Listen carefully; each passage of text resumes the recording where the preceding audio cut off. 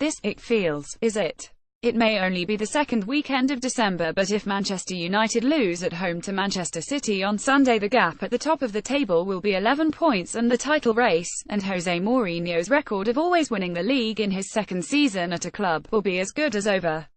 Events have a habit of getting in the way of even the most sophisticated projections, but if City were to win a 14th Premier League game in a row, a record for one season, it could have profound consequences well beyond the end of this campaign.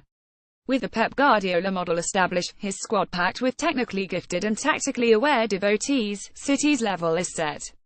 Given Mourinho's habitual third-season problems, the likelihood of further upheaval at Chelsea in the summer and perhaps mounting dissatisfaction among Tottenham's young players as they see their peers earning far more elsewhere, City may find themselves without a serious challenger in the short to medium term.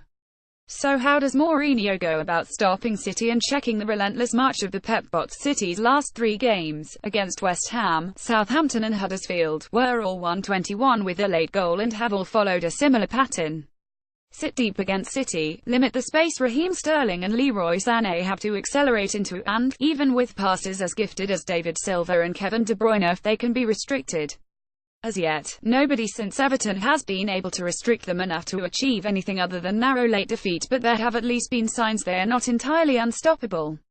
Happily for Mourinho, sitting deep, packing the midfield and allowing the opposition possession sits exactly into his protocol for away games against top sides, as revealed by Diego Torres in his biography of the former Real Madrid coach, and as practiced with stultifying efficiency against Liverpool this season.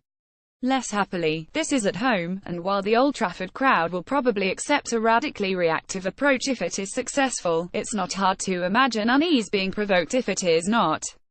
Less happily still, the main thrust of that 10-point plan is that he who has the ball has fear. City, with a pass completion rate of 88.8% this season, do not look like a team with much fear of the ball. Mourinho has tended to deploy a back three this season only against other sides playing a back three, CSKA Moscow, Arsenal, Watford, Chelsea, Tottenham, but, if only for reasons of personnel, he seems likely to use a back three on Sunday. If Marwan Fellaini is fit, there is a chance he will play him alongside Nemanja Matic at the back of midfield, with Ander Herrera breaking forward in a 4,334,231 hybrid, but it is hard to imagine he would be bold enough to use a 4,231 with four creative players.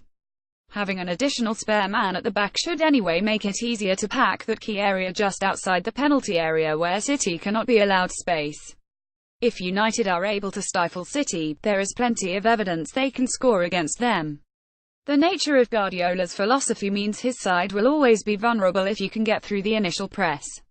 Most sides can't, or are so overwhelmed by the challenge of coping with City's movement they are too befuddled to take advantage when they degenerate openings, or, rather, openings to generate openings. Which is why City have the second best defensive record in the league, but they have conceded in each of their last three league games. Angelo Ogbonna's goal for West Ham at the Etihad on Sunday was the first City had conceded in the league this season to a header, but they are not at all side, and if United have Romelu Lukaku and potentially Fellaini attacking corners, set plays will be an obvious threat. Against Watford and Arsenal, the link-up between Paul Pogba and Jesse Lingard was exceptional, and the suspended French midfielder will be missed at least in that regard. Questions persist about whether he really controls the midfield as a player of his stature and ability should, but Pogba is a master at leading a break and linking the back of the team to the front. In his absence, United may have to go more direct, using Lukaku's aerial ability to win knockdowns for Anthony Martial and Lingard. That brought the winner in the home game against Tottenham, when United sat deep and were largely content on to frustrate, and, while it's unlikely City would succumb to quite such a simple goal as Spurs did, Martial and Lingard running from deep would be a huge test of Fernandinho's defensive capacities specifically and City's defensive organisation in general. But the sense is that this isn't really about City stopping United from scoring. The game will be decided on how well United are able to resist City's endless waves of attack. And on that might rest the next 3 to 4 years of English football.